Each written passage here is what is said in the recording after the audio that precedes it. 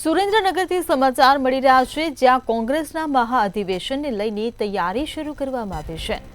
તો સુરેન્દ્રનગરથી આ સમાચાર, કોંગ્રેસના મહાઅધિવેશનની તૈયારી કોંગ્રેસ પક્ષ દ્વારા તૈયારી શરૂ કરવામાં આવી છે।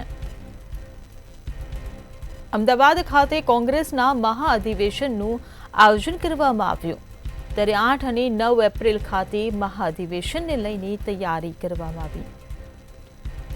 64 વર્ષ બાદ કોંગ્રેસના અધિવેશનનું આયોજન કરવામાં આવ્યું છે।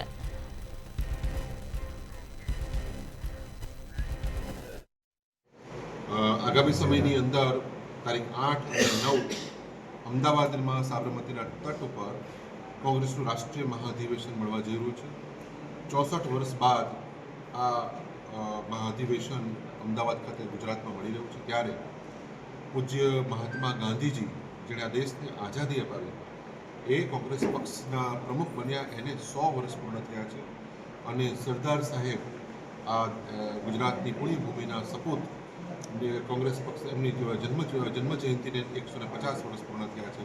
આ નિમિત્તે આ રાષ્ટ્રીય મહાઅધિવેશન મળી રહ્યું છે, ત્યારે આ અધિવેશનમાં અનેક મહત્વપૂર્ણ નિર્ણયો થવાના, આ ઐતિહાસિક ઘડીના સાક્ષી આપણે બધા બનવાના છીએ। અને સમગ્ર દેશની નજર આજે કોંગ્રેસ ઉપર છે કે કોંગ્રેસ આ અધિવેશનમાં કયા કયા નિર્ણયો કરવાની છે, કઈ રણનીતિ અપનાવવાની છે, અને જેના કારણે કોંગ્રેસના કાર્યકર્તાઓ જ નહીં પરંતુ રાજ્ય